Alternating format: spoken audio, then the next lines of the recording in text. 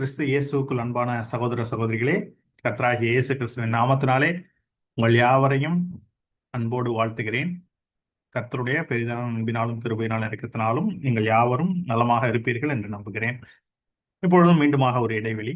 அதற்கு பின்பாக நம்ம இப்ப பார்க்க போறது பைபிள் ஸ்டடி. சொல்லப்போனா பைபிள் ஸ்டடி இந்த வருஷம் 2 பைபிள் ஸ்டடி தான் வந்தது.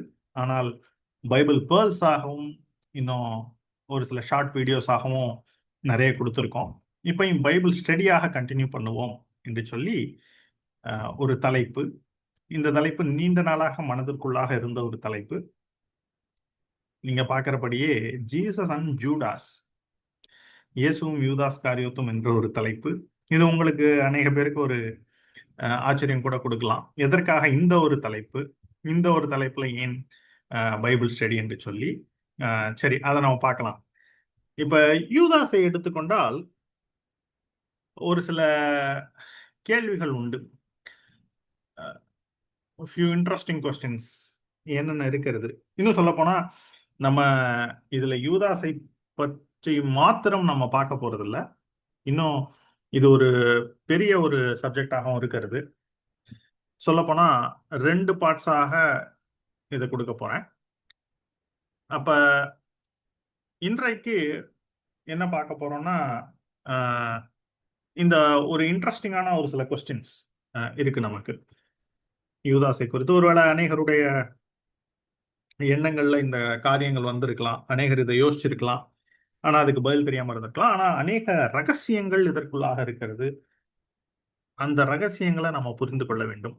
சரி, அப்ப முதலாவதாக எதுக்கு இந்த ஒரு டாபிக் அப்படின்னா, ஏற்கனவே சொன்னதை போல ரொம்ப நாட்களாக இதை குறித்து யோசித்துக் கொண்டிருந்தேன், சிந்தித்துக் கொண்டிருந்தேன்.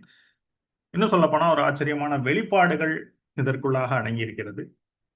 அதை பற்றி கொடுக்கணும்னு ரொம்ப நாளாக யோசித்தோண்டு, ஆனால் சரியா டைமிங் கிடைக்கல. இப்ப இதை ப்ரொடியூஸ் பண்ணலாம் அப்படின்னு சொல்லி இதில் ஒர்க் பண்ணோம். அடுத்தது, ஏன் இது வந்துட்டு இது பைபிள் பர்ல்ஸுக்கு தான் அப்ராப்ரியேட்டான ஒரு டாபிக், இதை ஏன் பைபிள் ஸ்டடியாக கொடுக்க வேண்டும் அப்படின்னா, இதுல அநேக விஷயங்கள் அடங்கி இருக்கிறது. இன்னும் சொல்லப்போனா பழைய ஏற்பாட்டுல இருக்கக்கூடிய சம்பவங்களோடு தொடர்புடையதாக இருக்கிறது. இன்றைக்கு அதை ஒரு காரியத்தை நம்ம பார்க்க போறோம். அதனால இத ஒரு வேத பாட வகுப்பாக மல்டிபிள் பார்ட்ஸாக கொடுக்கலாம் என்று சொல்லி ஒரு சிந்தனை. சரி, அடுத்தது, ஏன் யூதாஸ் காரியோத்து என்ற ஒரு கேரக்டர் வேதத்தில் இருக்க வேண்டும்? புதிய ஏற்பாட்டுல ஏன், அதுவும் இயேசுவினுடைய ஒரு சீஷனாக, காட்டி கொடுப்பவராக ஏன் இருக்க வேண்டும் அப்படிங்கிற ஒரு கேள்வி. இதை வந்துட்டு நம்ம இந்த ஸ்டடியின் மூலமாக நாம் தெரிந்து கொள்வோம். அதற்கடுத்து, இயேசு ஏன் அவனை ஒரு சீஷனாக தேர்ந்தெடுத்தார்? இன்னும் சொல்ல போனா இயேசுவே யூதாஸை பற்றி தெளிவா சொல்றாரு. இந்த வசனங்களை பார்க்கலாம் பாருங்க. யோவான் 6ஆம் அதிகாரம் 64ஆம் வசனத்துல இங்க இயேசு வந்துட்டு இன்டைரக்டா ரெஃபர் பண்றாரு. ஆகிலும் உங்களில் விசுவாசியாதவர்கள் சிலர் உண்டு என்றார். விசுவாசியாதவர்கள் இன்னார் என்றும் தம்மை காட்டி கொடுப்பவன் இன்னார் என்றும் ஆதி முதலாக இயேசு அறிந்திருந்தபடியால் அவர் பின்னும். அப்ப சீஷர்களை பார்த்து உங்களில் விசுவாசியாதவர்கள் சிலர் உண்டு அப்படின்னு யூதாசை ஆதி முதல் அறிந்திருக்கிறார். அறிந்திருந்தும் ஏன் அவனை ஒரு சீஷனாக கூடவே சேர்த்து கொண்டார், கூடவே 3.5 வருட காலம் வைத்திருந்தார்? இது யோசிக்க வேண்டிய ஒரு கேள்வி. இன்னும் அதே அதிகாரத்துல 70வது வசனம் 71வது வசனம் பார்த்தா, இயேசு அவர்களை நோக்கி 12 ஆகிய உங்களை நான் தெரிந்து கொள்ளவில்லையா? உங்களுக்குள்ளும் ஒருவன் பிசாசாக இருக்கிறான் என்றார். அப்ப யூதாஸ் காரியத்தை வந்துட்டு பிசாசு என்று சொல்லி இயேசு சொல்லுகிறார்.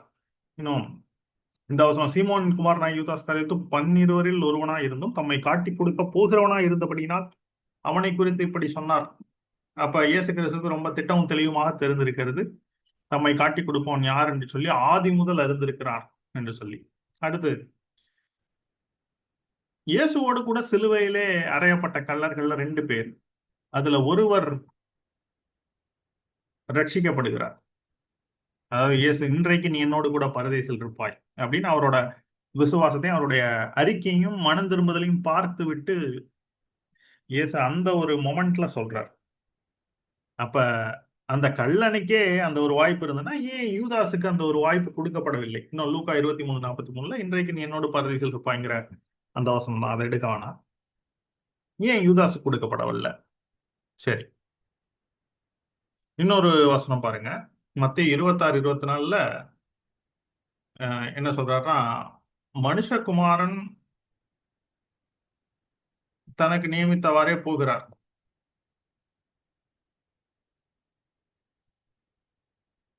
ஆனாலும் அவனை காட்டி கொடுக்கிற மனுஷகுமாரன் தம்மை குறித்து எழுதியிருக்கிறபடியே போகிறார். ஆகிலும் எந்த மனுஷனால் மனுஷகுமாரன் காட்டி கொடுக்கப்படுகிறாரோ அந்த மனுஷனுக்கு ஐயோ, அந்த மனுஷன் பிறவாதிருந்தனால அவனுக்கு நலமா இருக்கும் என்றார்.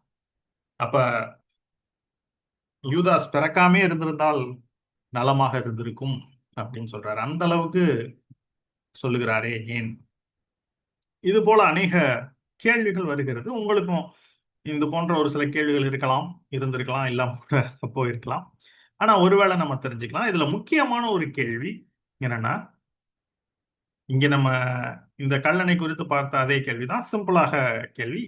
ஏன் இயேசு யூதாஸ் காரியத்தை ரட்சிக்கவில்லை, காப்பாற்றவில்லை?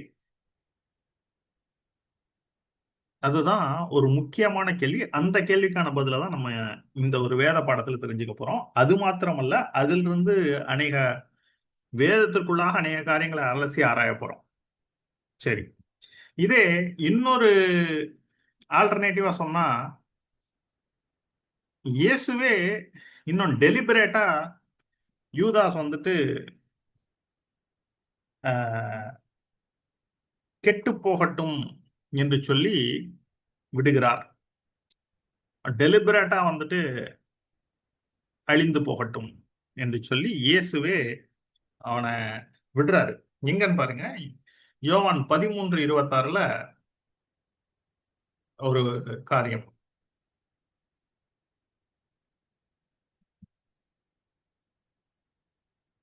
யோவான் 13:26 அந்த லாஸ்ட் சப்பர் அப்ப என்ன சொல்றாரு பாருங்க. இயேசு பிரதியுத்தரமாக, நான் இந்த துணிக்கையை தோய்த்து எவனுக்கு கொடுப்பேனோ அவன்தான் என்று சொல்லி துணிக்கையை தோய்த்து சீமோன் குமாரனாகிய யூதாஸ் காரியத்துக்கு கொடுத்தான். அந்த துணிக்கையை அவன் வாங்கின பின்பு சாத்தான் அவனுக்குள் புகுந்தான். அப்பொழுது இயேசு அவனை நோக்கி, நீ செய்கிறதை சீக்கிரமாய் செய் என்றார். அப்ப டெலிபரேட்டா இயேசு கிறிஸ்து வந்துட்டு யூதாஸ வந்துட்டு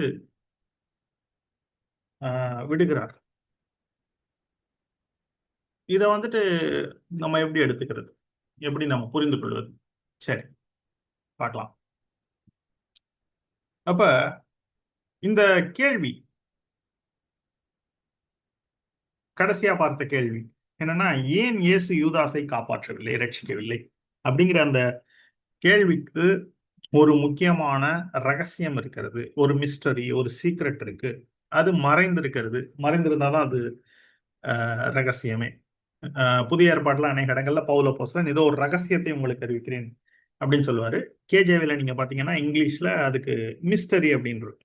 அப்ப என்ன அது மர்மம், என்ன ஒரு மறைவான காரியம் என்று சொல்லி நம்ம பார்க்க போறோம். அது உங்களுக்கு ரொம்ப ஆச்சரியமாக இருக்கும். சரி, இன்னும் சொல்ல போனா இதுவரைக்கும் அந்த ஒரு பெர்ஸ்பெக்டிவ்ல யாருக்குமே அந்த வெளிப்பாடு இருந்ததில்லை. இன்னும் நீங்க இன்றைக்கு நம்ம அதை பத்தி பேச போறதில்ல. அடுத்த செகண்ட் பார்ட்ல தான் அதை பத்தி நம்ம விளக்க போறோம்.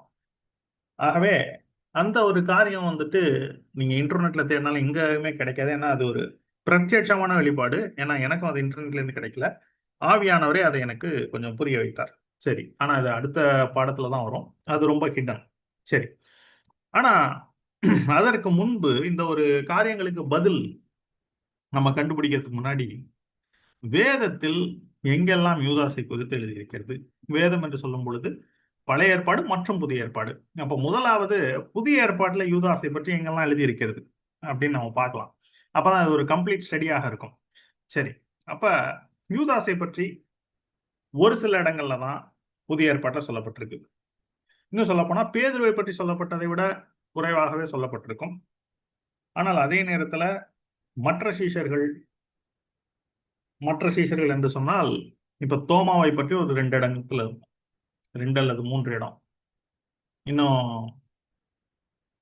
யாக்கோபு யோவானை குறித்து ஒரு 2-3 இடங்கள் அல்லது 4 இடங்கள்ல இருக்கும்.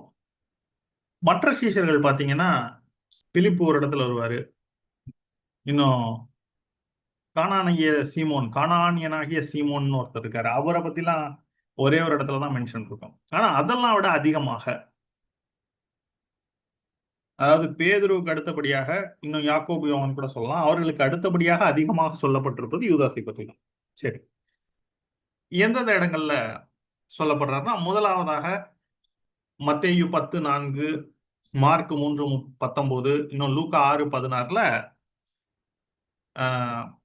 யூதாசை சீஷனாக தேர்ந்தெடுத்தல்.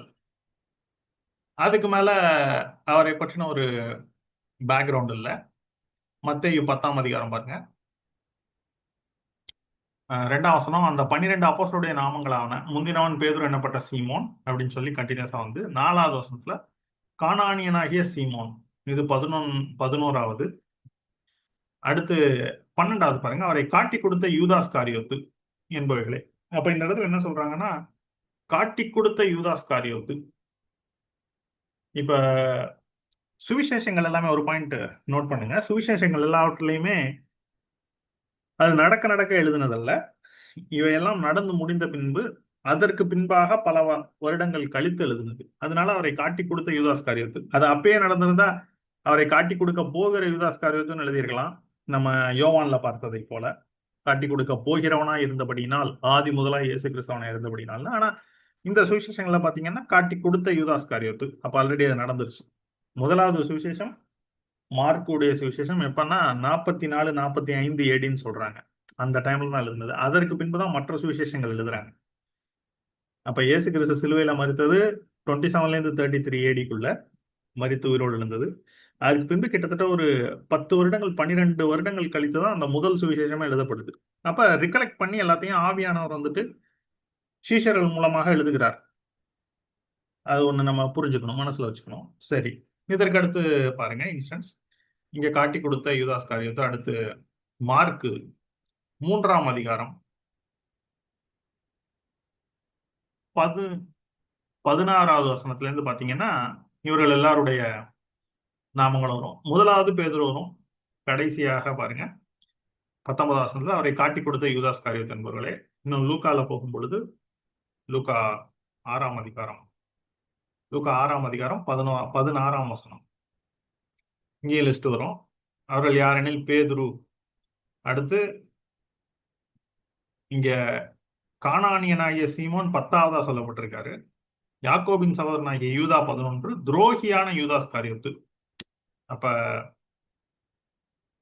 Judas இஸ்காரியோ which also was the traitor அப்படின்னு சொல்லி கேஜேவில இருக்கு. அப்ப துரோகின்னு சொல்லி லூக்கா மட்டும் அவரை வித்தியாசமாக காட்டி கொடுத்தவரை துரோகி என்று சொல்லுகிறார். பீட்ரயர் அப்படின்னு சொல்லி சொல்றார், ட்ரைட்டர். ஓகே, இங்க ஆனா ஒரு விஷயத்தை நீங்க நோட் பண்ணீங்கன்னா, எல்லாவற்றிலேயும் யூதாஸ் காரியத்து கடைசியாக சொல்லப்படுவதை பார்க்கலாம். அதாவது 12வது ஒரு சீசனாக சொல்லப்படுகிறதை நீங்க பார்க்க முடியும். சரி, ஓகே, இதுக்கு ஒரு அர்த்தம் இருக்கு, ஹிடன் அர்த்தம். அதனாலதான் அதை மென்ஷன் பண்றேன். அதுவும் எப்பன்னு நம்மளுக்கு அடுத்த ஒரு பாட்டுல தான் நமக்கு புரியும். சரி, இப்ப இயேசுவை இந்த வசனத்தை நம்ம ஏற்கனவே பார்த்தோம். தம்மை காட்டி கொடுக்க போகிறவன் மற்றும் பிசாஸ் என்று சொல்லி யோவான் 6ஆம் அதிகாரத்துல சொல்றாரு. சரி, இந்த இடத்துல அடுத்து யூதாசை பற்றி குறிப்பிடப்பட்டிருக்கிறது. அடுத்து நேரடியாக எங்க யூதாசை பற்றி குறிப்பிடப்பட்டிருக்குன்னா வேற எங்கேயுமே இல்ல. கடைசியாக இயேசுவை மரியாள் இந்த நலதம்ங்கிற தைலத்தினால தலையிலிருந்து கால் வரைக்கும் அந்த தைலத்தை உடைத்து ஊற்றி அபிஷேகம் பண்றப்ப, அப்ப எல்லா சுவிசேஷங்களும் என்ன சொல்லியிருக்கும்னா, அங்கு இருந்தவர்கள் விசனப்பட்டு இந்த தைலத்தை உயர்ந்த விலைக்கு விற்று தரித்திரருக்கு கொடுத்திருக்கலாம் அப்படின்னு சொல்லப்பட்டிருக்கும். ஆனா யோவான் மாத்திரம் ஓகே, அது கூட ரெஃபரன்ஸ் நம்ம பார்க்கலாம். மத்தேயுல மார்க்ல 14ஆம் அதிகாரம் பாருங்க. அவர் பெத்தானியாவில் குஷ்டரோகியா இருந்த சீமோன் வீட்டிலே போஜன மந்திரிக்கையில் ஒரு ஸ்திரீ வெளியேறப்பட்ட நலதம் என்னும் உத்தம தைலம் உள்ள வெள்ளைக்கல் பண்ணி கொண்டு வந்து அதை உடைத்து அந்த தைலத்தை அவர் சிரசின் மேல் ஊற்றினார். அப்பொழுது சிலர் தங்களுக்குள்ளே விசனம் அடைந்து, இந்த தைலத்தை இப்படி வீணாய் செலவழிப்பானே. இங்க சிலர் தங்களுக்குள்ளே விசனம் அடைந்து இருக்கு. அஞ்சாவது பாருங்க, இதை 300 பணத்துக்கு அதிகமான கிரயத்துக்கு விற்று தரித்திரருக்கு கொடுக்கலாமே என்று சொல்லி அவளை குறித்து முறுமுறுத்தார்கள். இயேசு அவளை நோக்கி, அவளை விட்டு விடுங்கள், ஏன் அவளை தொந்தரவுப்படுத்துகிறீர்கள்? என்னிடத்தில் நற்கிரியை செய்திருக்கிறாள். தரித்திரர் எப்போதும் உங்களிடத்தில் இருக்கிறார்கள், உங்களுக்கு மனதுண்டாகும் போதெல்லாம் நீங்கள் அவர்களுக்கு நன்மை செய்யலாம், நானும் எப்போதும் உங்களிடத்தில் இரேன் அப்படின்னு சொல்றாரு. இவள் தன்னால் என்றை செய்தால் நான் அடக்கம் பண்ணப்படுவதற்கு எத்தனமாக என் சரீரத்தில் தைலம் பூச முந்திக் கொண்டால் இந்த சுவிசேஷம் உலகத்தில் எங்கெங்கே பிரசங்கிக்கப்படுமோ அங்கங்கே அவளை நினைப்பதற்காக அவள் செய்து சொல்லப்படும் என்று மெய்யாக உங்களுக்கு சொல்கிறேன் என்றார். அப்ப அவர் அடக்கம் பண்றதுக்கு ஏதுவாக தைலத்தை உடைத்து இயேசுவின் மேல் ஊற்றுகிறார் அந்த ஸ்திரீ. இப்ப இத வந்துட்டு சிலர் தங்களுக்குள்ளே வசனம் அடைந்து நீங்க கொடுத்திருக்கு. ஆனா 300 பணம்னு சொல்லியிருக்கு பாருங்க. 300 பணத்துக்கு அதிகமாக விற்று. இதுவே மத்தேயுலையும் லூக்காலையும் பார்த்தா இதை உயர்ந்த விலைக்கு விற்று அப்படின்னு சொல்லியிருக்கும். 300 பணம்னு சொல்லியிருக்காரு. இன்னும் சொல்ல போனா இந்த 300 பணம்ங்கிறது ஒரு நாளைக்கு ஒரு பணம் அப்படின்னு நம்ம ஒரு உவமையில பார்க்கிறோம். திராட்சை தோட்டத்துல மத்தேயு 20ஆம் அதிகாரத்துல ஒரு நாளைக்கு ஒரு பணம். அப்ப யூதர்களுடைய கணக்கின்படி ஒரு வருஷத்துக்கு அவங்க 300 நாட்கள் வேலை செய்யலாம். 65 நாட்கள் விடுமுறை, அதாவது ஓய்வு நாட்களாக இருக்கும். 300 நாட்கள் வேலை செய்தால் அது ஒரு வருஷத்துக்கான வேஜ் என்று சொல்லுவார்கள். சரி, இதெல்லாம் நானும் படித்த ஒரு காரியம். மத்தேயு 20ல பாருங்க, ஒரு நாளொன்றுக்கு ஒரு பணம் கூலி பேசி அப்படின்னு இதை கம்பேர் பண்ணிக்கலாம். சரி, ரைட். அப்ப 300 பணம்ங்கிறது ஒரு வருட சாதாரண சம்பளம். ஆனா ஒரு வருடத்திற்கான சம்பளம். ஒரு நாளைக்கானது, ஒரு மாதத்திற்கானது இல்ல, ஒரு வருடத்திற்கானது அப்படின்னா அது கொஞ்சம் விலை மதிப்புள்ளது. அப்ப அதை 300க்கும் அதிகமாக விற்று என்று சொல்லப்படுவது இங்கதான் இருக்கு. இன்னும் மத்தேயுவையும் லூக்காலையும் இதை உயர்ந்த விலைக்கு விற்று, அதான் வெளியேற பெற்ற நலதம் என்னும் உத்தம தைலம். அப்ப எஸ்டிமேட் என்னன்னா 300 பணம் என்று சொல்றாங்க. இன்னும் இந்த 300 பணம் என்பது யோவான் 6ஆம் அதிகாரத்துல மன்னிக்கவும், அது 200 பணத்து அப்பங்கள் அப்படின்னு சொல்லி எஸ்டிமேட் பண்றாரு. 5000 பேருக்கு சாப்பாடு கொடுக்கறது 200 பணத்துக்கு அப்பங்கள், அது கூட பத்தாது அப்படிங்கிறாங்க. அப்ப 300ங்கிறது ஒரு குவைட் அ வேல்யூபிள் அமௌண்ட். ஆனா யோவான்ல பாத்தீங்கன்னா அங்கதான் சிலர் அப்படின்னு சொன்னதை ஸ்பெசிபிக்கா சொல்றாரு பாருங்க. இதே இன்சிடென்ட், அப்பொழுது மரியாள் வெளியேற பெற்ற களங்கமில்லா நலதம் என்னும் தைலத்தில் ஒரு ராத்தல் கொண்டு வந்து அதை இயேசுவின் பாதங்கள் தன் தலைமயிரால் அவருடைய பாதங்களை துடைத்தார்.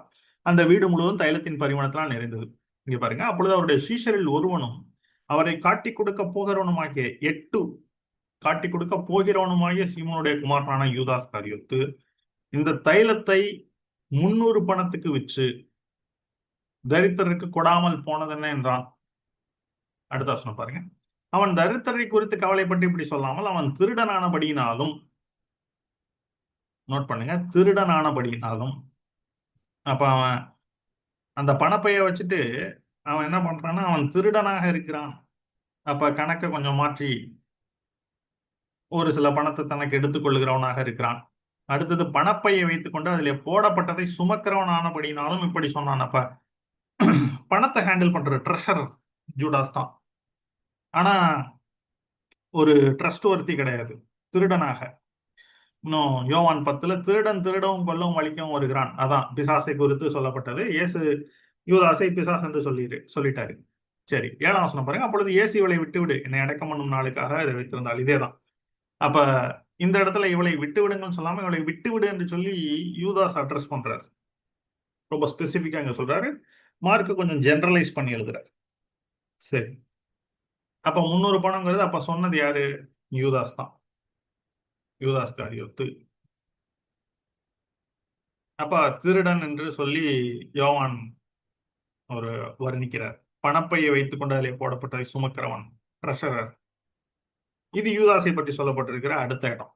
சரி, அடுத்து யூதாஸ் வந்துட்டு போய் அவங்கள்ட்ட கூலி பேசிடுறாரு, யூதர்கள்ட்ட பேசிட்டு அப்புறமா வந்து எல்லா சீசனும் கேட்கும் பொழுது நம்மளும் கேட்போம் அப்படின்னு சொல்லி இங்க கேட்கிறாரு பாருங்க. ஏன்னா உங்களோட கூட இருக்கிற ஒருவர் என்னை காட்டி கொடுப்பார் அப்படின்னு சொல்லி இயேசு வந்துட்டு அங்க சொல்றார். உங்களில் ஒருவன் என்னை காட்டி கொடுப்பான் என்று மெய்யாகவே உங்களுக்கு சொல்லுகிறேன் என்றார். அப்பொழுது அவர்கள் மிகவும் துக்கமடைந்து அவரை நோக்கி, ஆண்டவரே நானும் என்று ஒருவராய் கேட்க தொடங்கினார்கள். அவர் பிரதியுத்தரமாக, என்னோட கூட தாளத்தில் கையிடுகிறவனே என்னை காட்டி கொடுப்பான் அப்படின்னா, dipped his hand with me in the dish. இப்ப என்னோட கூட சாப்பிடுற மனுஷன்தான் மனுஷகுமாரன் தம்மை குறித்து எழுதியிருக்கிறபடியே போகிறார். ஆகிலும் எந்த மனுஷனால் மனுஷகுமாரன் காட்டிக் கொடுக்கப்படுகிறாரோ அந்த மனுஷனுக்கு ஐயோ, அந்த மனுஷன் பிறவாதிருந்தானால அவனுக்கு நலமாயிருக்கும் என்றார். இப்ப நம்ம பார்த்த வசனம். அவரை காட்டிக் கொடுத்த யூதாசும் அவரை நோக்கி, ரபி, நானோ என்றான். அதற்கு அவர், நீ சொன்னபடிதான் என்றார். அப்ப யூதாஸ் கேட்கும் பொழுது மாத்திரம் இயேசு அக்னாலேஜ் பண்றார், ஆமா நீதான். அப்ப இந்த இடத்துல யூதாசும் கேட்கிறான், நான் தானா அப்படின்னு சொல்லி. இது யூதாசை பற்றி அடுத்து சொல்லப்பட்ட இடம். அடுத்தது யோவான்ல இயேசு அந்த துணிக்கையை துவைத்து கொடுத்த உடனே சாத்தான் யூதாசுக்குள் புகுந்தான் என்று சொல்லி பார்க்கிறோம். சரி, இது ஏற்கனவே பார்த்துட்டு வந்த வசனம். இன்னும் மத்தேயு 26 ஆரம்பத்துல பாத்தீங்கன்னா,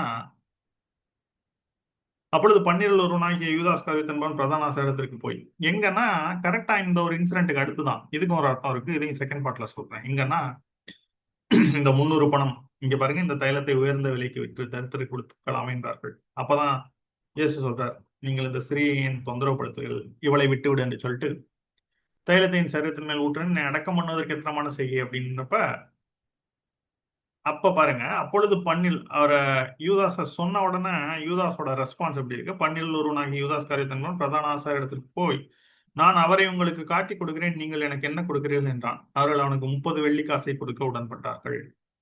அப்ப ஃபிக்ஸ் பண்ணோம் 30 சில்வர்ஸ் வித் ஜூஸ் அவங்களோட யூதர்களோட.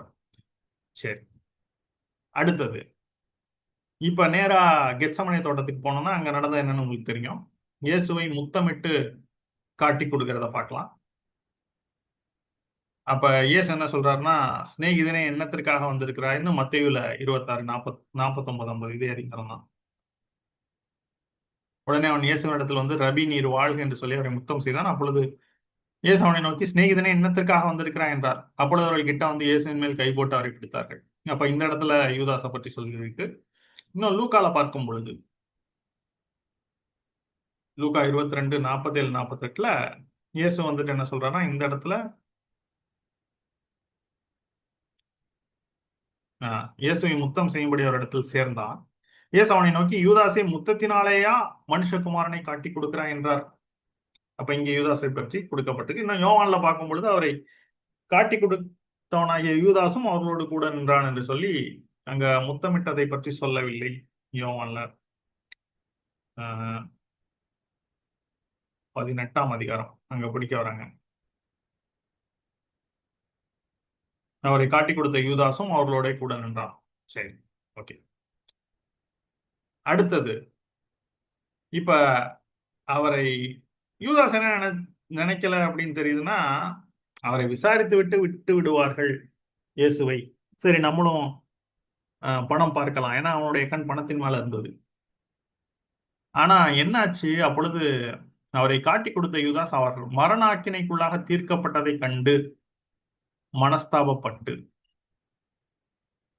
இங்க ரிப்பன்டட்னு கொடுத்திருக்காங்க, தப்பான வார்த்தை, மனம் திரும்புதல் என்று சொல்லி. ஆனா சரியான வார்த்தை ரிமார்ஸ்ஃபுல், மனஸ்தாபம் தான் பண்றது, மனம் திரும்பல. மனஸ்தாபம் என்பது தாம் செய்வதற்காக வருந்துவது, ரிமார்ஸ்ஃபுல். மனம் திரும்புதல் என்பது அந்த வருத்தத்தோடு சேர்ந்து மீண்டும் சரியான பாதைக்கு வருதல், மீண்டும் தேவனிடத்திற்கு வருதல், இயேசுவினிடம் சேருதல். அப்ப வருத்தப்படுறதோட நிறுத்திட்டோம்னா தட் இஸ் நாட் யூஸ்ஃபுல், அது பர்பஸ் சால்வ் ஆகாது. ட்ரூ ரிப்பன்டன்ஸ் அப்படின்னா ரிட்டர்னிங் பேக் டு காட். அங்கதான் நம்ம புரிஞ்சுக்கணும். when we say repentance, உண்மையான மனம் திரும்புதல் என்பது ஓகே, நம்ம செய்த தவறுக்காக வருந்தி திருந்துவது. சரி, அப்ப இங்க மனஸ்தாபப்படுகிறார், ரிமார்ஸ். அந்த 30 வெள்ளிக்காசை பிரதான ஆசாரியர் 30 திரும்ப கொண்டு போய் அவங்கள்ட்டே கொடுத்துட்டார், கொடுக்க போறார். குற்றமில்லா ரத்தத்தை நான் காட்டி கொடுத்ததனால் பாவம் செய்தேன் என்றான். இங்க சொல்றான் குற்றமில்லா ரத்தம்னு சொல்லு. ஆனா அவங்க என்ன சொல்றாங்க பாருங்க, அதற்கு அவர்கள், எங்களுக்கு என்ன, அது உண்பாடு என்றார்கள். எங்களுக்கு என்ன போச்சு, அது உன் காசு, உங்களுக்கு கொடுத்தோம், டிரான்சாக்ஷன் முடிஞ்சது, நீ வைத்துக்கொள், அவ்வளவுதான். அப்ப நல்லா நோட் பண்ணுங்க, இப்ப பிசாசும் இதே போலதான் ஒர்க் பண்ணுவோம், இந்த யூதர்களை போல. என்னன்னா, பாவம் செய்வதற்கு நம்மை தூண்டி விடுவோம். அப்ப நம்ம தூண்டப்படும் பொழுது நம்ம போய் அந்த பாவத்தை செய்வோம். ஆனா திரும்ப நீங்க பிசாசு கிட்ட போனீங்கன்னா உங்களுக்கு என்ன கிடையாது. உங்களுக்கு வந்துட்டு எந்த ஒரு பிரயோஜனமும் இல்ல. அவன் என்ன சொல்லுவான்னா, அது உன் பாடு. நான் தூண்டுனேன், நீ பாவம் செஞ்ச. அது உன் பாடு. அப்ப நீதான் தவறு செய்தாய் என்றுதான் பிசாசு சொல்லுவானே தவிர, ஆனால் இயேசுவோ நம்மை ரட்சிப்பார். இயேசு கிறிஸ்து கிட்ட போனோம்னா அவர் என்ன சொல்லுவார்னா, உங்களில் பாவம் இல்லாதவன் முதலாவது கல்லை எறிய கடவன். வருத்தப்பட்டு பாரம் சுமக்கிறவர்களே நீங்கள் எல்லோரும் என்னிடத்திற்கு வாருங்கள், நான் உங்களுக்கு இளைப்பாறுதல் தருவேன்னு இயேசு சொல்லுவார். சரி, அப்ப இந்த இடத்துல அவர்கள் என்ன சொல்றாங்கன்னா, எங்களுக்கு என்ன அது உண்பாடு என்றார்கள். அப்பொழுது அவன் அந்த வெள்ளிக்காசை தேவாலயத்திலே இருந்து விட்டு புறப்பட்டு போய் நான்று கொண்டு செத்தான். So this is the end of Judas இந்த இடத்துல. அப்ப சுவிசேஷங்கள்ல முடியும் பொழுது யூதாஸ் வந்துட்டு என்ன பண்றான்னா, நான்று கொண்டு சாகிறதை பார்க்கிறோம். இன்னும் இந்த ஒரு இன்சிடென்ட் மற்ற ஒரு சுவிசேஷங்கள்ல சொல்லப்படவில்லை. அந்த 30 வெள்ளிக்காசு என்ன பண்றாங்கன்னா, இது இரத்த கிரயமானதால் காணிக்கை பெட்டியிலே இதை போடலாகாது என்று சொல்லி ஆலோசனை பண்ண பின்பு அந்நியரை அடக்கம் பண்ணுவதற்கு குயவனுடைய நிலத்தை அதிலே கொண்டார்கள். நோட் பண்ணீங்க. இது நிமித்தம் அந்த நிலம் இந்நாள் வரைக்கும் இரத்த நிலம் எனப்படுகிறது. அப்ப அந்நியரை அடக்கம் பண்ணுவதற்கான ஒரு நிலமாக அதை எடுக்கிறாங்க. அதை காணிக்கையில போடக்கூடாதுன்னு சொல்லி. சரி, அடுத்து புதிய ஏற்பாட்டுல யூதாசை பத்தி எங்க இருக்குன்னா, கடைசியா சொல்லப்பட்டது அப்போஸ்தலர் 1:20 இயேசு பரத்துக்கு எடுத்துக்கொள்ளப்பட்ட பின்பு பேதுரு வந்துட்டு என்ன சொல்றாருன்னா, ஒரு பிரசங்கத்தை சொல்றாரு. என்னன்னா, நம்ம 12 சீஷர்கள் இருக்க வேண்டும் அப்படின்னு சொல்லி அங்க என்ன சொல்றாரு பாருங்க. சகோதரர், இயேசுவை பிடித்தவர்களுக்கு வழிகாட்டின யூதாசை குறித்து பரிசுத்த ஆவி தாவீது நோக்கினால் முன் சொன்ன வேத வாக்கியம் நிறைவேற வேண்டியதா இருந்தது. அப்ப பரிசுத்த ஆவி தாவீதின் மூலமாக யூதாசை பற்றியும் சொல்லி இருக்கிறாராம். எங்கன்னு நம்ம பார்ப்போம். அவன் எங்களில் ஒருவனாக எண்ணப்பட்டு இந்த ஊழியத்திலே பங்கு பெற்றவனாக இருந்தான். அநீதத்தின் கூலியினால் அவன் ஒரு நிலத்தை சம்பாதித்து தலைகீழாக விழுந்தான். அவன் வயிறு வெடித்து குடல்கள் எல்லாம் சரிந்து போயிடுச்சு. இது எருசலேமில் உள்ள குடிகள் யாவருக்கும் தெரிந்திருக்கு. அதனால அந்த நிலம் அவருடைய பாஷையில் ரத்த நிலம் என்ற அர்த்தம் கொள்ளும் அக்கெல்தமா எனப்பட்டிருக்கிறது. இப்பதான் நம்ம பார்த்தோம் ரத்த நிலம் சொல்லி, ரத்த நிலம் என்று தானே பார்த்தோம். இந்நாள் வரைக்கும் ரத்த நிலம் எனப்படுகிறது. ஏன்னா ரத்த கிரயம் அப்படின்னா இயேசுவை காட்டி கொடுத்த அந்த பணம், அதனால அதன் மூலமாக வாங்கப்பட்ட அந்த நிலமும் ரத்த நிலம்.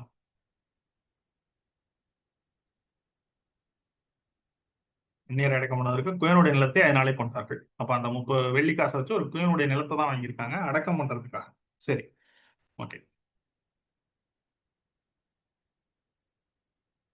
சரி, அவன் எங்களில் ஒருவனாக எண்ணப்பட்டு இந்த ஊழியத்திலே பங்கு பெற்றவனா இருந்தான். அப்போஸ்தலர்ல திரும்ப அநீதத்தின் கூலியினால் அவன் ஒரு நிலத்தை சம்பாதித்து தலைகீழாக விழுந்தான். அவன் வயிறு வெடித்து குடல் எல்லாம் சரிந்து போயிடுச்சு. இது எருசலேமில் உள்ள குடிகள் யாவருக்கும் தெரிந்திருக்கு. அதனால இந்த நிலம் அவருடைய பாஷையிலே ரத்த நிலம் என்ற அர்த்தம் கொள்ளும் அக்கல்தமா எனப்பட்டிருக்கிறது. சங்கீத புத்தகத்திலே அவனுடைய வாசஸ்தலம் பாழாக கடவுது, ஒருவனும் அதில் வாசம் பண்ணாது இருப்பானாக என்றும் அவனுடைய கண்காணிப்பை வேறொருவன் பெறக்கடவன் என்றும் எழுதியிருக்கிறது. சரி, அப்ப சங்கீதத்திலையும் எழுதியிருக்கு அப்படின்னு சொல்லிட்டார். அப்ப இதுதான் புதிய ஏற்பாட்டில் யூதாசை பற்றி சொல்லப்பட்ட வேத வாக்கியங்கள் எல்லா இடங்கள்லையும். இது இல்லாம நான் மிஸ் பண்ணியிருந்தா கமெண்ட்ல வந்துட்டு அதை வந்துட்டு எனக்கு தெரியப்படுத்துங்கள். சரி, புதிய ஏற்பாட்டுல இப்ப ஆனா பழைய ஏற்பாட்டிலையும் அநேக வசனங்கள் யூதாசை பற்றி சொல்லப்பட்டிருக்கிறது. அதுல ஒரு சில வசனங்களை பார்க்கலாம், முக்கியமான வசனங்களை. இன்னும் ஒரு சில ஈவென்ட்ஸ் அதை பற்றியும் பார்க்க போறோம். சரி, இப்ப நேரடியா பார்க்கலாம் பாருங்க. யோவான் 13:18 இயேசு ஒரு விஷயத்த சொல்றாரு. அது பழைய ஏற்பாட்டுல பார்க்க போறோம். ஏன் திரும்ப புதிய ஏற்பாட்டுக்கு வரைக்கும் நீங்க யோசிச்சீங்கன்னா, சரி, 13:18 இதுலதான் நம்ம பார்த்தோம். அந்த துணிக்கையை தோய்த்து கொடுக்கிறார். உங்கள் எல்லாரையும் குறித்து நான் பேசவில்லை, நான் தெரிந்து கொண்டவர்களை அறிவேன். ஆகிலும் வேத வாக்கியம் நிறைவேறத்தக்கதாக என்னுடனே அப்பம் புசிக்கிறவன் என்மேல் தன் குதிகாலை தூக்கினான். He that eateth bread with me hath lifted up his heel against me. நல்லா நோட் பண்ணுங்க. இது எங்க இருக்கு அப்படின்னு பாத்தீங்கன்னா, சங்கீதம் வேத வாக்கியம் நிறைவேறத்தக்கதாகனா அப்ப பழைய ஏற்பாட்டுல சங்கீதத்துல சொல்லப்பட்ட தீர்க்க தரிசனம். சங்கீதம் 41:9 பாருங்க. என் பிராண சிநேகிதனும் நான் நம்பினவனும் என் அப்பம் புசித்தவனுமாகிய மனுஷனும் என்மேல் தன் குதிகாலை தூக்கினான். யாரை பற்றி? யூதாசை பற்றி. இது நிறைவேற வேண்டிய ஒரு வார்த்தை. அடுத்து அப்போஸ்தலர் 1:20 இப்ப நம்ம படிச்ச வசனங்கள் பாருங்க.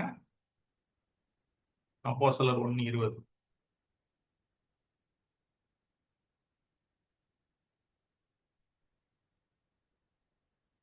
சங்கீத புஸ்தகத்துல தாவீது எழுதுனது. அவருடைய வாசஸ்தலம் பாழாக கிடவது, ஒருவனும் அதில் வாசம் பண்ணாதிருப்பானாக என்றும், அவருடைய கண்காணிப்பை வேறொருவன் பெறக்கடவன் என்றும் எழுதியிருக்கிறது. எங்க எழுதியிருக்கு? சங்கீதம் 69:25.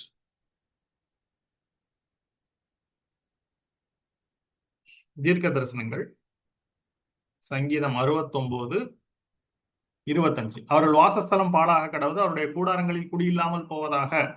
அவர்கள்னு சொல்றது இங்க இயேசுவை காட்டி கொடுத்த அந்த யூதாஸ் மாத்திரமல்ல, அந்த யூதர்களையும் சேர்த்து. ஆனா அதுல யூதாஸும் இன்க்ளூடட், ஸ்பெசிபிக்கா யூதாஸை பற்றி. சரி, ஏன்னா இந்த வசனங்கள் அவருடைய பந்தி அவர்களுக்கு கன்னியும் அவருடைய செல்வம் அவர்களுக்கு வலையுமா இருக்க கடவுது, அவருடைய கண்கள் காணாதபடி அந்தகார பட கடவுது, அவர்கள் இடுப்புகளை எப்பவும் தள்ளாட பண்ணும் அப்படிங்கிறது யூதர்களை பற்றின்னு சொல்லி அநேக இடங்கள்ல வருது புதிய ஏற்பாட்டுல. எஸ்பெஷலி பாத்தீங்கன்னா அப்போஸ்தலர் கடைசி அதிகாரத்துல கடைசியில பவுல் சொல்லுவார், அவருடைய கண்கள் காணாதபடி அந்தகாரப்பட கடவுதுன்னா இயேசுவை மேசியா என்று அறியக்கூடிய வெளிப்பாடு அவர்களுக்கு இல்லை அப்படிங்கிற சொல்லுவாரு. அவர்கள் வாசஸ்தலம் பாழா கிடவது, அவருடைய கூடாரம் குடியில்லாமல் போவதாக நீ யூதாஸை பற்றி ஆஹ், தாவீது சொல்லியிருக்கார். ஏன்னா யூதாஸும் அவர்களோடு கூட லிங்க் பண்ணி இங்க பேதுரு சொல்லுகிறார். சரி, அடுத்த வாசனம் பாருங்க. அவனுடைய கண்காணிப்பை வேறொருவன் பெறக்கடவன். அது எங்க இருக்கு? ஆக்ஸ் 1:20 அவனுடைய கண்காணிப்பை ஒருவன் பெறக்கடவன்ங்கிறது இங்க இருக்கு பாருங்க. அவன் நாட்கள் கொஞ்சமாக கடவுது, அவன் உத்தியோகத்தை வேறொருவன் பெறக்கடவன். அப்படின்னா அவனுக்கு கொடுக்கப்பட்டிருக்கிற அந்த ஒரு சீஷத்துவம், அந்த ஒரு ஊழியத்தை இன்னொருவன் பெறக்கடவன் அப்படின்னு சொல்லிதான் அங்க ஒரு சீஷனை தேர்ந்தெடுக்கிறாங்க. ஆனா அது நீங்க பாத்தீங்கன்னா அநேக காரியங்கள் இங்கே உண்டு. அவன் பிள்ளைகள் திக்கற்றவனும் அவன் மனைவி விதயவுமாக கடவர்கள். யூதாசை பற்றி சொன்னது. அவன் பிள்ளைகள் அலைந்து திரிந்து பிச்சை எடுத்து தங்கள் பாழான வீடுகளுக்கு இறந்துண்ண கடவர்கள். ஒரு சாபகரமான ஒரு சங்கீதம். அவனுக்கு மேலாக துஷனை ஏற்படுத்தியும் சாத்தான் அவன் வலது பக்கத்தில் நிற்பானாக. அதாவது இதுக்கெல்லாம் ஆழமான அர்த்தங்கள் இருக்குது. சாத்தான் அவன் வலது பக்கத்தில் நிற்பானாக அப்படின்னு இங்க சொல்றாரு. சகரியால போய் பாத்தீங்கன்னா, அவர் பிரதான ஆசாரியனாகிய யோசுவாவை எனக்கு காண்பித்தார். அவன் கர்த்தருடைய தூதனுக்கு முன்பாக நின்றான். சாத்தான் அவனுக்கு விரோதம் செய்ய அவன் வலது பக்கத்தில் நின்றான். இப்ப இங்க பிரதான ஆசாரியனாகிய யோசுவா என்பது இஸ்ரவேலரை பொதுவாக குறிக்கக்கூடிய ஒரு அடையாளப்படுத்தக்கூடிய ஒரு கேரக்டர். அப்ப அப்ப சாத்தான் வலது பாரசத்தில் நின்றான் என்றால், அப்ப யூதர்களுக்கு எதிராக சாத்தான் நிற்கிறான். ஏன்னா சாத்தானுடைய கையில கர்த்தர் சம்டைம்ஸ் ஒப்பு கொடுக்கிறார்.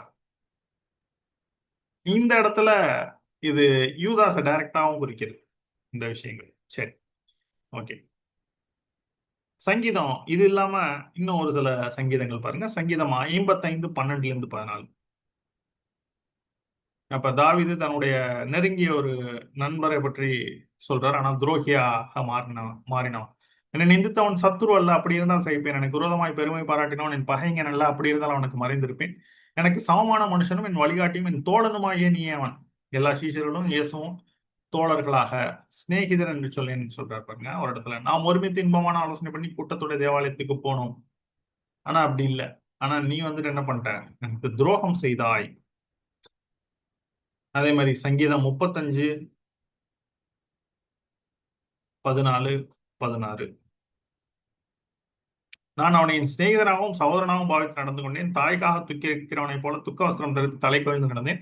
ஆனாலும் எனக்கு ஆபத்துண்டான போது அவர்கள் சந்தோஷப்பட்டு கூட்டம் கூடினார்கள். நீசரும் நான் அறியாதவரும் எனக்கு விரோதமாய் கூட்டம் கூடி ஓயாமல் என்னை நிறுத்தார்கள். அப்பத்திற்காக இச்சகம் பேசுகிற பரியாசக்காரோட சேர்ந்து கொண்டு என் பேரில் பற்கடிக்கிறார்கள். அப்ப யூதர்களை குறிக்கிறது. இயேசுவை காட்டி கொடுத்த யூதர்கள் முகாந்திரம் இல்லாமல் என்னை பகைத்தார்கள் அப்படின்னு சொல்லி இங்க இருக்கும் ஒரு வசனம். இங்க இருக்கு பாருங்க. வீணா எனக்கு சத்துருக்களானவர்கள் என் நிமித்தம் சந்தோஷாமலும் முகாந்திரம் இல்லாமல் என்னை பயக்கிறார்கள் கண் சிமிட்டாமலும் இருப்பார்களாக. முகாந்திரம் இல்லாமல், without a reason, without a cos. இதை எங்க சொல்றாரு இயேசு? யோவான் 15-அதிகாரத்துல சொல்றாரு பாருங்க. முகாந்திரம் இல்லாமல் என்னை பகைத்தார்கள் என்று அவர்களுடைய வேதத்தில் எழுதியிருக்கிறபடியே ஆயிற்று. யார் ஃபுல்ஃபில் பண்ணதுன்னா யூதர்கள்.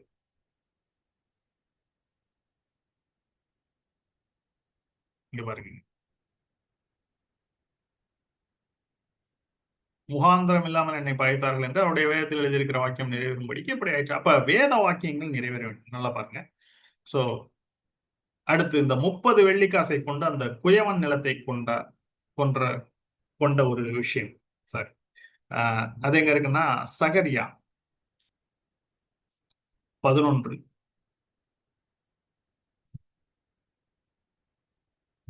உங்கள் பார்வைக்கு நன்றாய் கண்டால் என் கூலியை தாருங்கள், இல்லாவிட்டால் இருக்கட்டும் என்று அவர்களோட சொன்னேன். அப்ப சகரியாவை இந்த இடத்துல கர்த்தராக ஒரு உருவகப்படுத்தி சொல்றாரு. சகரியா பேசுறாரு. ஆனா அந்த இடத்துல சகரியாவுக்கு பதிலாக கர்த்தரையே நீங்கள் நினைச்சீங்கன்னா, அப்பொழுது எனக்கு கூலியாக 30 வெள்ளி காசை நிறுத்தார்கள். கர்த்தர் என்னை நோக்கி அதை குயவனிடத்தில் இருந்து விடு என்றார். அப்ப ஏன் குயவனிடத்துல? குயவனுடைய நிலம், அதை கொள்ளுகிறார்கள். இதுவே நான் அவர்களால் மதிக்கப்பட்ட மேன்மையான மதிப்பு. கர்த்தர் சொல்றார், இதுவே நான் அவர்களால் மதிக்கப்பட்ட மேன்மையான மதிப்பு. அப்ப நான் அந்த 30 வெள்ளிக்காசை எடுத்து, சகரியா அந்த 30 வெள்ளிக்காசை எடுத்து அவளை குயவனுக்கென்று கர்த்தருடைய ஆலயத்திலே இருந்து விட்டேன். அப்ப யூதாஸ் வந்துட்டு அந்த வெள்ளிக்காசை எரிஞ்சிட்டு போய் சாகுறார். அதை வச்சு குயவனுடைய நிலத்தை கொள்றதுதான் இங்க தீர்க்க தரிசனமா எழுதி இருக்கிறது. சரி, ஸ்கிரிப்சர் அப்ப நிச்சயமாக ஃபுல்ஃபில் ஆகும். அப்ப நம்ம என்ன தெரியுதுன்னா, there are many prophecies about Judas. அப்ப அநேக தீர்க்க தரிசனங்கள் யூதாஸை பற்றி சொல்லப்பட்டிருக்கு, அதெல்லாம் நிறைவேற வேண்டும். But there are more. இன்னும் சொல்ல போனா இது இன்டைரக்டாக the first promise and first prophecy அது எங்க இருக்குன்னா ஆதியாகமம் 3ஆம் அதிகாரம் 15ஆம் வசனத்தோட தொடர்புபட்டிருக்கிறது. எப்படிங்க? ஆச்சரியமா இருக்குல்ல இந்த ஒரு விஷயம். இப்ப உங்களுக்கு அது ஸ்ட்ரைக் ஆகுதான்னு சொல்லி நீங்க பாருங்க. அந்த காரியம் ஆதியாகமம் 3ஆம் அதிகாரம் 15ல என்ன சொல்லியிருக்கார்? உனக்கும் ஸ்திரீக்கும் உன் வித்துக்கும் அவள் வித்துக்கும் பகை உண்டாக்குவேன், அவர் உன் தலையை நசுக்குவார், நீ அவர் குதிங்காலை நசுக்குவா என்றார். சரி, இதுக்கும் இது பிசாசை பற்றி சொன்னது. இயேசு கிறிஸ்து பிசாசின் தலையை நசுக்குவார்னு சொன்னது. இதுக்கும் அதுக்கும் என்ன சம்பந்தம் அப்படின்னா சம்பந்தம் இருக்கு. நீங்க கொஞ்சம் யோசிங்க, உங்களால அந்த லிங்க் கண்டுபிடிக்க முடியும். அவர் உன் தலையை நசுக்குவார், நீ அவர் குதிங்காலை நசுக்குவாய், ஹீல். இப்ப கொஞ்ச நேரத்துக்கு முன்னாடி நம்ம என்ன படிச்சோம்? சங்கீதம் 41. அப்ப இதுதான் ஒரு மெயின் சீக்ரெட். என் பிராணசேன் நான் நம்பினவனும் என் அப்பம் புஸ்தகமாய் மனுஷன் என்மேல் தன் குதிகாலை தூக்கினான். யோவான் 13ல இயேசு இதை கன்ஃபார்ம் பண்றாரு. வேத வாக்கியம் நிறைவேறத்தக்கதாக என்ன நடந்தது?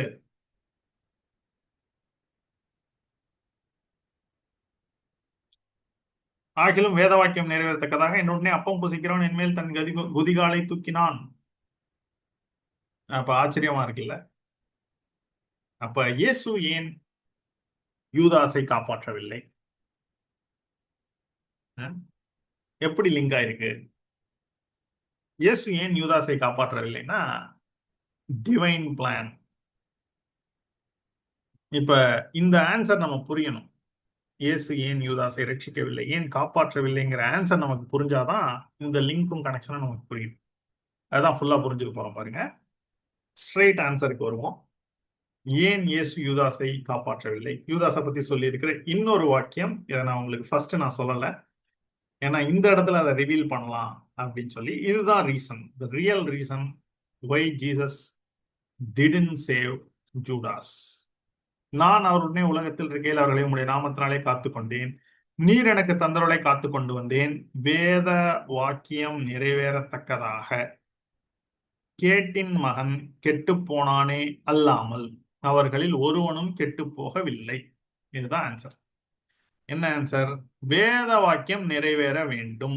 அதனால கேட்டின் மகனை கெட்டு போகணும்னு இயேசுவே டெலிபரேட்டா விட்டுட்டார், வேத வாக்கியம் நிறைவேற விட்டுட்டார். அவ்வளவுதான். புரிஞ்சிச்சா உங்களுக்கு? ஏன் டெலிபரேட்டா இயேசு துணிக்கையை வாங்கி யூதாசு கொடுத்தார், அப்ப சாத்தான் அவனுக்குள் புகுந்தான் என்று சொல்லி பார்க்கிறோம்னா வேத வாக்கியம் நிறைவேற வேண்டும். The answer is scripture must be fulfilled. அப்ப ஆர் திஸ் ஜஸ்ட் த ஓட்டி வர்சஸ்? இப்ப நம்ம பார்த்த அந்த பழைய ஏற்பாட்டு வாக்கியங்கள் தான் அந்த வேத வாக்கியமா அப்படின்னா ஆமா, அந்த வாக்கியங்கள். ஆனால் அந்த வாக்கியங்களுக்கும் மேல ஒரு டிவைன் பிளான் இருக்கு. அந்த டிவைன் பிளான்னாலதான் அந்த ப்ராபசிஸை அங்கங்க கொடுத்துருக்கு. அப்ப என்ன டிவைன் பிளான்? இப்ப அதுக்கு வேற எக்ஸாம்பிள் சொல்ல முடியுமா அப்படின்னா, ஆமா, வேதம் எதை பற்றி சொல்லுகிறதுனா ரட்சிப்பை பற்றி சொல்லுகிறது. ஆனா ரட்சிப்பு எப்படி வரணும்? இயேசு கிறிஸ்து சிலுவையிலே மரிப்பதன் மூலமாக, அவர் ரத்தத்தை சிந்துவதன் மூலமாக வர வேண்டும்.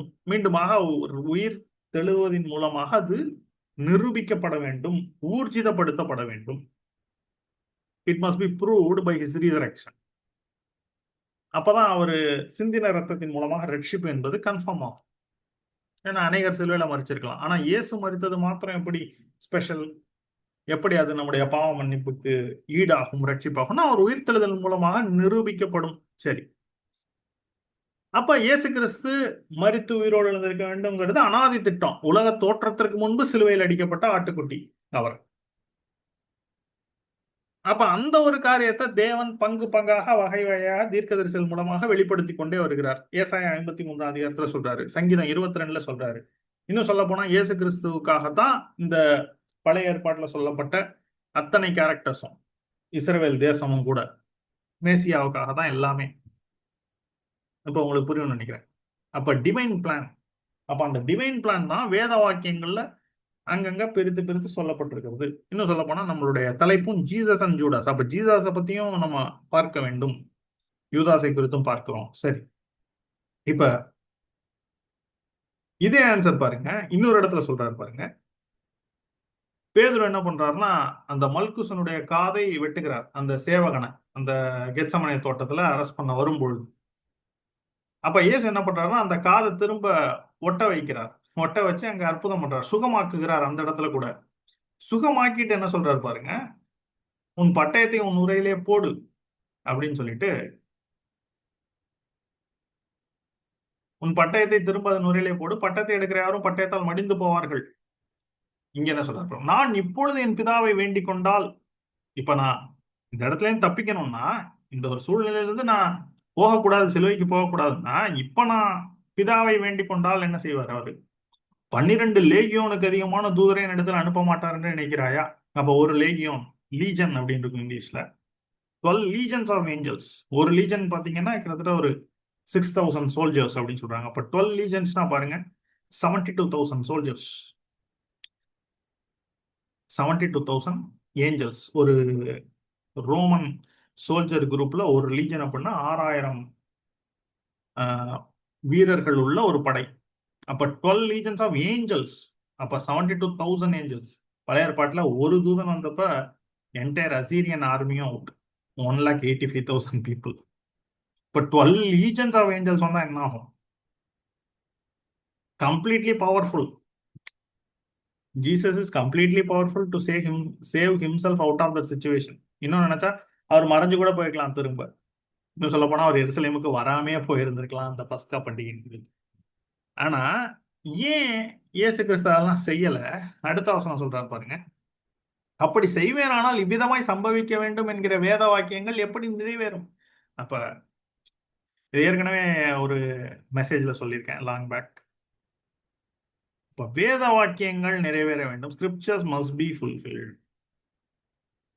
அப்ப இயேசு மரித்தாவது அதை நிறைவேற்றி முடித்தாக வேண்டும். அதுதான் பிளான். பிளான் பியே கிடையாது.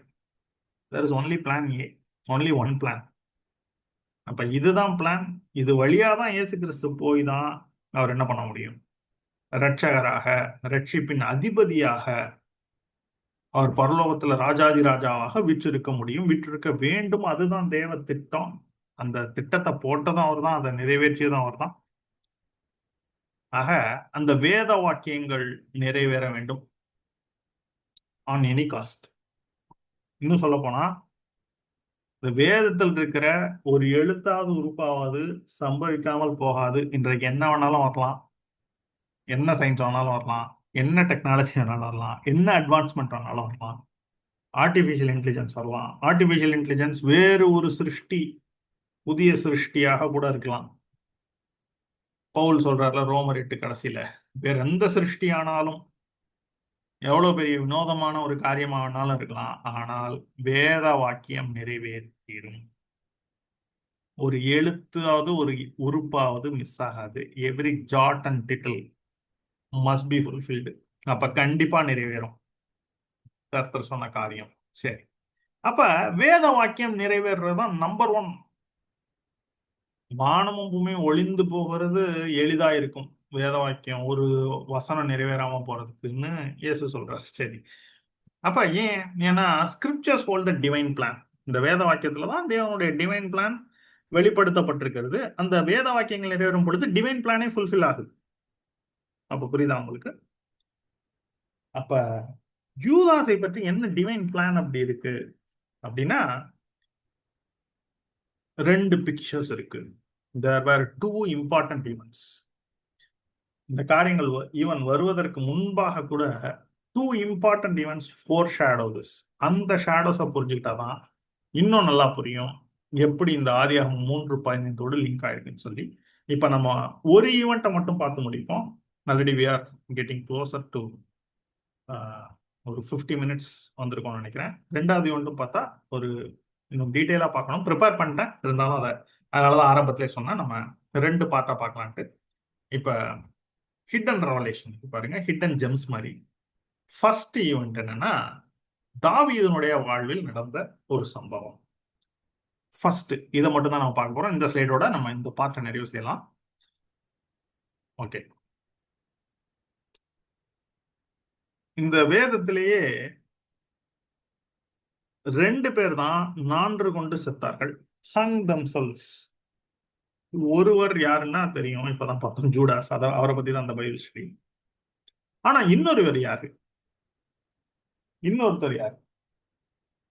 அதை கரெக்டா நீங்க கெஸ் பண்ண முடியுமா? அவர் ஒரு பழைய ஏற்பாட்டுல ஒரு கேரக்டர். ரொம்ப கஷ்டம் கெஸ் பண்றது. Just like out of the art. அதை யாரும் அவ்வளவு ஈஸியா சொல்லிட முடியாது. இன்னும் சொல்ல போனா தாவீதின் வாழ்விலே தொடர்புடைய ஒரு நபர். கொஞ்சம் யோசிங்க, கண்டுபிடிக்க முடிந்ததா? சரி, இப்போ உங்களுக்கு ஆன்சர் சொல்லிடுவோம். அவர் யாருன்னா, he's none other than a person named Ahithophel. அவர் யாருன்னா வைஸ் கவுன்சிலர் ஆஃப் டேவிட். இப்ப வேதத்தோட ஒரு பியூட்டியை நீங்க பார்க்க முடியும் பாருங்க இந்த ஒரு சுச்சுவேஷன்ல. இந்த அகித்தோப்பேலை பற்றி எங்கன்னா 2 சாமுவேல்ல சொல்லப்பட்டிருக்கு. 2 சாமுவேல், அதுல நீங்க பார்க்கலாம் எந்த வசனம்னு ஒரு சில வசனங்களை நம்ம பார்க்கலாம் பாருங்க. ஒரு சுருக்கமாக சொன்னால், அப்படியே இயேசுவையும் யூதாசையும் பிரதிபலிக்கக்கூடிய ஒரு ஷேடோவாக இந்த காரியம் இருக்கும். என்னன்னா, amazing foreshadow of Messiah and his betrayer has been presented before. பழைய ஏற்பாட்டிலே இதை வந்துட்டு ஒரு பிக்சரா காமிச்சிட்டாரு பாருங்க. என்ன நடக்குதுன்னா, அப்ப தாவீதுடைய குமாரனாகிய அப்சலோம் அவர் வந்துட்டு என்ன பண்றாருன்னா, தகப்பனுக்கு விரோதமாக எழுப்புகிறார். அப்ப அகித்தோப்பேல் வந்து தாவீதுடைய ஒரு நெருங்கிய ஒரு ஆலோசனைக்காரர், நண்பர் அப்படின்னு சொல்லலாம். அவரை நினைச்சுதான் அந்த 41ஆம் சங்கீதத்துல அந்த ஒரு வார்த்தையை மென்ஷன் பண்றாரு. என் பிராண சிநேகிதனும் என் அப்பம் புசித்தவனுமாகிய மனுஷன் என்மேல் தன் குதிகாலை தூக்கினான். அப்ப இந்த ஐத்தோப்பேல் என்ன பண்ணாரு? இப்ப அப்சலோம் வந்துட்டு தாவீதை கொன்றுவிட்டு ராஜா ஆக வேண்டும் என்று சொல்லி நினைக்கிறான். தாவீதோட பையனே தகப்பனை கொல்ல வேண்டும் என்று நினைக்கிறான். ஏன் இதெல்லாம் நடக்குதுன்னு பாத்தீங்கன்னா, தாவீது செய்த பாவம். என்ன செய்தாரு? அவர் உரியாவனுடைய மனைவியாகிய பத்சேபாலை எடுத்துக்கொண்டு என்ன பண்றாரு? இந்த உரியாவை வந்துட்டு போர் முனையில நிற்க வச்சு யோவாபுட்ட கடிதம் அனுப்பி நீங்க பின்வாங்கன்னு சொல்லிட்டாரு. மோவாபுடைய பட்டயத்தினால இன்டைரக்டா அவனை யுத்தத்துல தீர்த்து கட்டிறாரு. தெரிஞ்ச விஷயம் அதெல்லாம். சரி, அப்ப நாத்தான் மூலமாக கர்த்தர் வந்துட்டு தாவீதுக்கு அதை உணர்த்தி மனம் திரும்பினாலும் ஒரு சில தண்டனைகளை கொடுக்குறாரு. என்னன்னா, பட்டயம் என்றைக்கும் முன் வீட்டை விட்டு நீங்காது என்று சொல்லி. இதுக்கெல்லாம் ரொம்ப டீட்டெயிலா ஒரு அர்த்தம் இருக்கு, அதையும் சொல்றேன். அப்ப என்னன்னா, அவருடைய குமாரர்கள் ஒருவரை ஒருவர் இந்த ராஜ்யபாரத்துக்காக கொல்வதை பார்க்க முடிகிறது. முதல்ல அப்சலோம் வந்துட்டு அம்னோனை கொல்றாரு. அப்புறம் அப்சலோம் வந்துட்டு யோவாபு கொல்றாரு. ஆனா இந்த அப்சலோம் என்ன பண்றாருன்னா, யோவாபால் கொல்லப்படுவதற்கு முன்பு அவரை சப்போர்ட் பண்ற ஆளுங்களை வச்சுட்டு டக்குன்னு ஒரு நாள் எருசலேமை சீச் பண்ணி தாவீதை வந்துட்டு கொல்ல முயற்சிக்கும் போது தாவீது தப்பித்து ஓடுகிறார். இப்ப அகித்தோப்பேல் என்ன பண்றாரு பாருங்க, தாவீதுட்டு இருந்து விலகி அப்சலோமோடு கூட்டு சேர்ந்து கொள்கிறார். கூட்டு சேர்ந்து கொண்டு தாவீதுக்கு எதிராக ஆலோசனை சொல்றார். அப்ப தாவீதை வந்துட்டு எப்படி தீர்த்து கட்டலாம்னு சொல்லி அப்சலோமுக்கு ஆலோசனை கொடுக்கிறாரு. ஆனா என்ன நடக்குதுன்னா, அங்க ஊசாய்ன்னு சொல்லி இன்னொருத்தர் வந்து இவருடைய ஆலோசனையை வந்துட்டு அபத்தமாக்கிறார். அப்ப அவரோட பிளான் வந்துட்டு நிறைவேறாமல் போகிறது. அவர் வந்துட்டு என்ன பண்றாருன்னா, சரி அப்ப நம்ம பிளான் நடக்கல. இன்னும் இந்த அகித்தோப்பேல் சொல்ற காரியங்கள்லாம் சூப்பரா நடக்கும். அதாவது ரொம்ப ஃபேண்டாஸ்டிக் ஐடியா கொடுக்குறாரு வரப்போற விஷயத்த கிளியரா.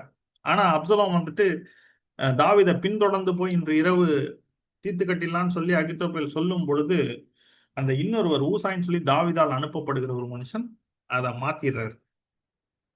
திரும்ப அட்டாக் பண்ணாங்கன்னா அது வந்துட்டு நல்லதல்ல, நம்ம எல்லாரையும் சேர்த்துட்டு யுத்தத்துக்கு போவோம்னு சொல்லி அதை கலைச்சிடுறாரு அந்த பிளான். அப்ப அவருடைய பிளான் ஒர்க் ஆகாததுனால அவர் திரும்ப வந்துட்டு தாவீது வந்துருவாரு அப்படின்னு சொல்லி என்ன பண்றாருன்னா, அவரு மீண்டுமாக தன்னுடைய சொந்த ஊருக்கு வீட்டுக்கு போய் அவருடைய எல்லா காரியங்களையும் நிறைவேற்றிட்டு அவர் தூக்கிட்டு தொங்குகிறார். எவ்வளவு அப்சல்யூட்டா அந்த பழைய ஏற்பாட்டுல ஒர்க் ஆகுது பாருங்க. தாவீது மேசியாவாகவும், அதாவது இயேசுவுக்கு ஒரு நிழலாகவும், இந்த அகித்தோப்பேல் யூதாசுக்கு ஒரு நிழலாகவும் இருக்கிறத பார்க்க முடிகிறது. 2 சாமுவேல் 17:23 மட்டும் படிக்கிறேன், டைம் அதிகமானதுனால. நீங்க வந்துட்டு என்னன்னா அந்த இன்சிடென்ட்டை ஃபுல்லா நீங்க படிச்சு பாருங்க. அப்ப இது போல வெளிப்பாடுகளுக்காக தான் நீங்க இந்த பைபிள் ஸ்டடியை வந்துட்டு ஃபாலோ பண்ணுங்கிறது. அதாவது மற்ற வேத பாட வகுப்புகள்ல இது போன்ற ஒரு லிங்க்ஸ், இது போன்ற ஒரு ஷேடோஸ் வந்துட்டு உங்களுக்கு கிடைக்காது. நார்மலான ஒரு ஸ்டடிஸ் தான் உங்களுக்கு கிடைக்கும். ஆனா இது போன்ற வெளிப்பாடுகள், ரெவலேஷன்ஸ் நம்முடைய பைபிள் ஸ்டடியில உங்களுக்கு அதிகமாக கொடுக்கப்படும். சரி, அகித்தோப்பேல் தன் யோசனையின்படி நடக்கவில்லை என்று கண்டபோது தன் கழுதையின் மேல் சேணம் வைத்து ஏறி தன் ஊரில் இருக்கிற தன் வீட்டுக்கு போய் தன் வீட்டு காரியங்களை ஒழுங்குபடுத்தி 4 கொண்டு செத்தான். அப்ப ஹங் ஹிம்செல்ஃப், ஹேங்க்டு ஹிம்செல்ஃப் என்று சொல்லி சொல்லப்பட்டிருக்கிறது. and died. அப்ப வேதத்திலேயே தூக்கு போட்டு தற்கொலை செய்து கொண்ட 2 பேர், ஒன்று யூதாஸ், இன்னொன்று அகித்தோப்பேல். உங்களுடைய கிறிஸ்தவ நண்பர்களிடம் இந்த கேள்வியை நீங்கள் கேட்டு பாருங்கள், உங்களுக்கு இன்னொருவர் யாருன்னு தெரியுமா என்று சொல்லி. சரி, ரைட். இப்ப இன்னொரு ரொம்ப இன்ட்ரெஸ்டிங்கான ஒரு பாயிண்ட் சொல்ல போறேன். சரி, அதற்கு முன்பாக ஒரு ஹிடன் விஷயம் என்னன்னா, தாவீதுடைய அந்த ராஜ்ய பாரம், அந்த அவனுடைய அந்த ஒரு த்ரோன் அப்படின்னா அவனுடைய சந்ததி எல்லோரும் அதுல ஆளுகை செய்வார்கள்னு கர்த்தர் முன்னாடியே தீர்க்கதரிசனம் சொல்லிட்டார். குமாரனை விட்டு என்னுடைய கிருபையை விலக்க மாட்டேன்னு சொல்லிட்டார். சாலமோன் சமாதானமான ஒரு புருஷனா இருந்தார், ஆனா யுத்தமே இல்லை. ஆனாலும் அவர் கடைசியில கர்த்தருடைய வார்த்தை கீழ்ப்படியில்லை. அதற்கடுத்து வந்த ராஜாக்கள் ஒரு சிலர் நன்றாக இருந்தாங்க, ஒரு சிலர் ஆனா தவறான வழியில போனவங்க எல்லாம் இது போல யுத்தத்துல இன்னும் மற்றவர்களால வெட்டப்பட்டு மறிக்கிறது பார்க்கலாம். யூதா கோத்திரத்துல வந்த ராஜாக்கள் கூட ஒரு சிலர், இன்னும் கடைசியா வந்த சிதேக்கியா, இன்னும் எலியாக்கீம், யோயாக்கீம், இவங்கெல்லாம் கூட பாபிலோன் ராஜா நேபுகாத் நேச்சாரால வெட்டப்பட்டு மறிக்கிறத நம்ம பார்க்க முடிகிறது. அப்ப அதுதான் பட்டயம். அந்த பட்டயம் அந்த சிங்காசனத்தின் மேலேயே இருக்கு. அந்த பட்டயம் எங்க முடியுது அப்படின்னு பாத்தீங்கன்னா, இயேசு கிறிஸ்துவில தான் அந்த பட்டயம் வந்துட்டு நிறைவேறி முடிகிறது. அந்த பட்டயத்தை தீர்க்க தரிசனமாக யார் சொல்லுவது என்று சொல்லி பார்த்தீங்கன்னா, சிமியோன். அப்ப சிமியோன் எங்க சொல்றாரு பாருங்க, பிள்ளைக்கு விருத்த சேதனம் பண்ண வேண்டிய 8ஆம் நாளே அது கர்ப்பத்தில் உற்பவிக்கிறதுக்கு முன்பு தேவதூதனால் சொல்லப்பட்டபடியே அதற்கு இயேசு என்று பெயரிட்டார்கள். அப்ப சிமியோன் என்ன பண்றாரு, அங்க இருக்காரு. ஒரு மனுஷன் எருசலேமில் இருந்தான். அவன் நீதியும் தேவபக்தியும் உள்ளவனாயும் இஸ்ரவேலின் ஆறுதல் வரை காத்திருக்கிறவனாயும் இருந்தான். அவன் மேல் பரிசுத்தாவி இருந்தார். கர்த்தருடைய கிறிஸ்துவை நீ காணும் முன்னே மரணம் அடைய மாட்டான் என்று பரிசுத்தாவினால் அவனுக்கு அறிவிக்கப்பட்டிருந்தது. இப்ப அங்க இருக்காரு. அப்ப இயேசுவை குழந்தையாக பார்த்த உடனே அவர் ஐடென்டிஃபை பண்ணிட்டார். ஐடென்டிஃபை பண்ணி இங்க பரிசுத்தாவினரால ஏந்தி கொண்டு தேவனை ஸ்தோத்தரித்து, சரி ரைட், இப்ப உமது அடியேனை சமாதானத்துடனே போக விடுகிறீர். இதை பத்திலாம் ஹிடன் இது நம்மளுடைய பைபிள் பர்ஸ்ல இருக்கு. அப்ப சிமியோன் என்றால் ஷிமாயி அப்படின்னா நியாயப்பிரமாணம். இஸ்ரவேலே கேள், நம்முடைய தேவனாய கர்த்தர் ஒருவரே கர்த்தருங்கிறது நியாயப்பிரமாணத்தோட ஸ்டார்டிங். இப்ப ஷிமாயி அப்படின்னா இஸ்ரவேலே கேள், ஹியர் ஓ இஸ்ரேல், அது உபாகமம் ஆஹ் 6ஆம் அதிகாரத்துல இருக்கு, 4லயோ 6லயோ. அங்கதான் நியாயப்பிரமாணம் ஆரம்பிக்கும். ஹியர் ஓ இஸ்ரேல், இதை கேட்டு நட அப்படிங்கிற நியாயப்பிரமாணம். சிமியோன் அப்படின்னா அந்த சிமையோட இது. அப்ப நியாயப்பிரமாணம் போயிடுச்சு, சமாதானத்தோட போக விடுகிறீர். அந்நாள் அப்ப வந்துட்டாங்க. அந்நாள்னா கிருபை. அப்ப நியாயப்பிரமாணம் போய் கிருபை உள்ளே வந்தது. சரி, இதை பத்தி எல்லாம் பேசி இருக்கிறோம் நம்ம இதுல. ஆஹ் இங்க பாருங்க, இதுல பாருங்க, உன் ஆத்துமாவையும் ஒரு பட்டயம் உருவி போகும் அப்படின்னு மரியாதை பார்த்து சொல்றாரு சிமியோன். உன் ஆத்துமாவையும் ஒரு பட்டயம் உருவி போகும் அப்படின்னா, இயேசு கிறிஸ்து சிலுவையிலே பாடு அனுபவித்து மரிப்பார், அதை மரியாள் பார்ப்பாங்க அப்படிங்கிறது தான் இங்க சிமியோன் சொல்றாரு. அப்ப அந்த பட்டயம் எங்க ஸ்டாப் ஆச்சு? தாவீது இடத்துல சொன்ன அந்த பட்டயம், பட்டயம் என்றைக்கும் உன் வீட்டை விட்டு நீங்காதிருக்கும் அப்படின்னு சொல்றாருல, 2 சாமுவேல் 11ஆம் அதிகாரம் 12ஆம் அதிகாரத்துல. இப்போதும் நீ என்னை அசட்டை பண்ணி ஏத்தியனாகிய உரியாவின் மனைவி உனக்கு மனைவியாக எடுத்துக்கொண்டபடினால் பட்டயம் என்றென்றைக்கும் உன் வீட்டை விட்டு விலகாதிருக்கும். அப்ப உன் ஆத்துமாவையும் ஒரு பட்டயம் உருவிப்போம். ஏசு கிறிஸ்து தான் வந்து அது முடியுது. எவ்வளவு அமேசிங் ரெவலேஷன் பாருங்க. This is our Bible. இதுதான் வேத வாக்கியங்கள். சரி, ரைட்டு. இப்ப அடுத்து ஒரு இன்ட்ரெஸ்டிங்கான ஒரு விஷயத்தை மட்டும் பார்த்து முடிப்போம். இந்த அகித்தோப்பேல் ஏன் தாவீதுக்கு விரோதமாக செய்ய வேண்டும் அப்படின்னா, ஒரு இன்ட்ரெஸ்டிங்கான கனெக்ஷன் இருக்கு. என்னன்னா, பத்சேபாளோட அகித்தோப்பேல் ஒரு தொடர்புடையவர். என்ன தொடர்பு அப்படின்னா, பத்சேபாளுடைய தாத்தா தான் இந்த அகித்தோப்பேல். என்னங்க ஆச்சரியமா இருக்கே அப்படின்னா, ஆமா, இந்த ஒரு லிங்க் கூட எனக்கு சமீபத்தில் ஒரு யூடியூப்ல தான் நான் பார்த்தேன். இதை நானே கண்டுபிடிக்கல. என்னன்னா, இப்ப தாவீது அந்த ஸ்திரீ யார் என்று விசாரிக்க ஆள் அனுப்பினான். இப்ப பத்சேபாள் குளிக்கிறத பார்த்துட்டு ஒரு அந்த ஸ்திரீ யார் என்று, அதான் அந்த கியூரியாசிட்டி ஒர்க் ஆகும்னு சொல்லியிருக்கேன் அந்த டெம்டேஷன்ல ஃபர்ஸ்ட் பார்ட். இப்ப அந்த ஸ்திரீ யார் என்று விசாரிக்க ஆள் அனுப்பினான். அவள் எலியாமின் குமாரத்தி, ஏத்தியானான உரியாவின் மனைவியுமாகிய பத்சேபாள் என்றார்கள். அப்ப எலியாமோட குமாரத்தி ஏத்தியானான உரியாவின் மனைவின்ல சொல்லப்பட்டிருக்கு.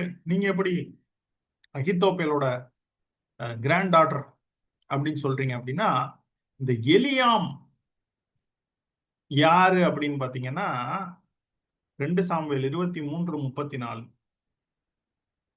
பாருங்க. ஆச்சரியமான காரியங்கள். மகாத்தியன் குமாரனாகிய அகஸ்பாயின் மகன் எலிப்பலேத், கீலோனியனாகிய அகித்தோப்பேலின் குமாரன் எலியாம் என்பவன். அப்ப தன்னுடைய பேத்தி, அகித்தோப்பேலுடைய பேத்தி பத்சேபாள், அவளுக்கு நேரிட்ட அந்த காரியத்துக்காக there is a well reason, maybe. இது எவ்வளவு 100% நமக்கு தெரியல, இதனாலதான் செஞ்சாரு அப்படின்னு சொல்லிட்டு ஜஸ்ட் கெஸ். அப்ப அதனாலே அகித்தோப்பேல் தாவீதுக்கு விரோதமாக செய்திருக்க கூடும். இன்னும் சொல்ல போனா, ஒரு மிகவும் ஒரு மோசமான ஒரு விஷயம். இந்த அப்சலோமுக்கு வந்துட்டு தாவீதுக்கு வந்துட்டு அங்க ஒரு சாபம் வந்துட்டு கர்த்தர் கொடுக்கிறாரு. என்ன சாபம்னா, நீ ஒளிப்பிடத்தில் இதை செய்தாய் இன்னொருவனுடைய மனைவியோடு சேர்ந்து. ஆனா நான் என்ன பண்ணுவேன், இதை பப்ளிக்கா பண்ணுவேன் அப்படின்னார் கர்த்தர். இதோ நான் உன் வீட்டிலே பொல்லாப்பை உண்மையில் எழும்ப பண்ணி உன் கண்கள் பார்க்க உன் ஸ்திரீகளை எடுத்து, அதாவது தாவீதுடைய மனைவிகளை எடுத்து உனக்கு அடுத்தவனுக்கு கொடுப்பேன். அவன் இந்த சூரியனுடைய வெளிச்சத்திலே உன் ஸ்திரீகளுடைய சயனிப்பான். நீ ஒளிப்பிடத்தில் அதை செய்தாய், நானும் இந்த காரியத்தை இஸ்ரவேல் எல்லாருக்கும் முன்பாகவும் சூரியனுக்கு முன்பாகவும் செய்விப்பேன் என்றார். அப்ப கர்த்தருடைய அந்த ஒரு வார்த்தை எப்படி நிறைவேறுது பாருங்க. இந்த ஐடியாவை கொடுத்ததே யாருன்னா அகித்தோப்பேல் தான். அப்ப இங்க என்ன சொல்றாரு பாருங்க. அப்சலோம் அகித்தோப்பேலை பார்த்து நாங்கள் செய்ய வேண்டியது என்று ஆலோசனை சொல்லுகிறப்ப, அப்பொழுது அகித்தோப்பேல் அப்சலோமை நோக்கி, வீட்டை காக்க உங்களுடைய தகப்பன் பின் வைத்து அவருடைய நாட்டிகளிடத்தில் பிரவேசியும். அப்பொழுது உங்களுடைய தகப்பனுக்கு நாற்றமாய் போனீர் என்பதை இஸ்ரவேல் எல்லாரும் கேள்விப்பட்டு உம்மோடு இருக்கிற எல்லாருடைய கைகளும் பலக்கும் என்றான். அப்ப தாவீதோட இனிமே அப்சலோம் சேரவே முடியாதபடி, இன்னும் அப்சலோம் வந்துட்டு ஒரு மிகவும் ஒரு மோசமான ஒரு பாவங்களை செய்யத்தக்கதாக அது தூண்டி விட்டது. ஒரு இன்டைரக்டாக பழி வாங்கியது அகித்தோப்பேல். ஆனா அதுவும் கர்த்தருடைய வார்த்தையின்படி நடக்கிறது. அப்படியே அப்சலோமுக்கு உப்பரியின் மேல் ஒரு கூடாரத்தை போட்டால் அங்கே அப்சலோம் சகல இஸ்ரவேலரின் கண்களுக்கு முன்பா தன் தகப்பனுடைய மறுமனையாட்டில் எடுத்து பிரவேசித்தான். பாருங்க என்னெல்லாம் நடந்திருக்குன்னு. அதான் இந்த ஒரு வாக்கியம் பாருங்க. அந்நாட்களில் அகித்தோப்பேல் சொல்லும் ஆலோசனை தேவனுடைய வாக்கை போல இருந்தது. அப்படியே அகித்தோப்பேலின் ஆலோசனை எல்லாம் தாவீதுக்கும் இருந்தது, அப்சலோமுக்கும் அப்படியே இருந்தது. இப்ப தேவனுடைய வாக்கை போல இருந்த ஒரு ஆலோசனைக்காரன், ஆனா துரோகியாக மாறியவர், காரியம் இதா கூட இருக்கலாம். சரி, இதுதான் ரீசன் அப்படின்னு நம்மளால சொல்ல முடியாது. பட் இட்ஸ் ஒரு கெஸ். ஆனா இது போன்ற பல்வேறு ஒரு தொடர்புகள் நம்ம வேதத்திற்குள்ளாக ஹிடன் இன் பிளைன் சைட்ல இருக்கு. எவ்வளவு ஆச்சரியமான விஷயங்கள் பாருங்க. அப்ப இதை விட ஆச்சரியமான ஒரு விஷயம் தான் அடுத்த பாட்டை நம்ம பார்க்க போறோம். ஆனா இந்த ஒரு போர்ஷன்ல இட்ஸ் கம்ப்ளீட்லி ஹிடன். இந்த ஒரு ஸ்டோரி இயேசுவும் யூதாசையும் பற்றியது இங்க கம்ப்ளீட்லி ஒரு ஷேடோவாக கர்த்தர் பழைய ஏற்பாட்டிலேயே வடிவமைச்சிருக்கிறார். இது ஒரு ஈவெண்ட். ஆனா இன்னொரு ஈவெண்ட், அதுதான் இன்னும் ரொம்ப முக்கியமானது. ஏன் யூதாஸ் காரியத்துங்கிற ஒரு கேரக்டர் வரணும், எப்படி ஆதியாகமம் 3:15 தொடர்பு படுத்தப்பட்டிருக்கிறான்னு சொல்லி அதை ஏற்கனவே ப்ரிப்பேர் பண்ணிட்டேன். இருந்தாலும் அதை பத்தி டீட்டெயிலா பேசணும்னா இன்னொரு மினிமம் ஒரு 4 ஸ்லைடு 5 ஸ்லைடு வேணும்.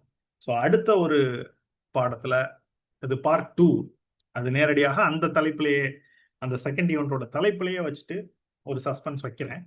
அந்த செகண்ட் ஈவெண்ட் தலைப்பிலேயே வச்சு அதை நெக்ஸ்ட் வீக்கே நான் வந்துட்டு பப்ளிஷ் பண்ணி இதை நம்ம நிறைவு செய்யலாம். இன்னும் ஆச்சரியமான ஒரு காரியங்களை அந்த ஒரு போர்ஷன்ல நம்ம கத்துக்க போறோம். என்னன்னா, ஏன் இந்த ஒரு கேரக்டர், எப்படி அது ஆதியாகமத்தோடு தொடர்புப்பட்டது, இன்னும் யூதாசனுடைய பர்ஸ்பெக்டிவ் எப்படி இருந்தது, எதனால இயேசுக்கு விரோதமா அவன் செயல்பட்டான், இன்னும் நம்மளுக்கு என்ன அதனால மாரல், நம்ம என்ன கத்துக்கிறோம். ஆக இதை நம்ம அடுத்த ஒரு பாகத்துல பார்த்து முடிக்கலாம். இப்பொழுதும் பொறுமையாக கேட்டவங்களை நிறைவும் கர்த்தர் தாமே ஆசீர்வதிப்பாராக. நம்முடைய கர்த்தராகிய இயேசு கிறிஸ்துவின் கிருபை உங்கள் அனைவரோடும் கூட இருப்பதாக. ஆமென்.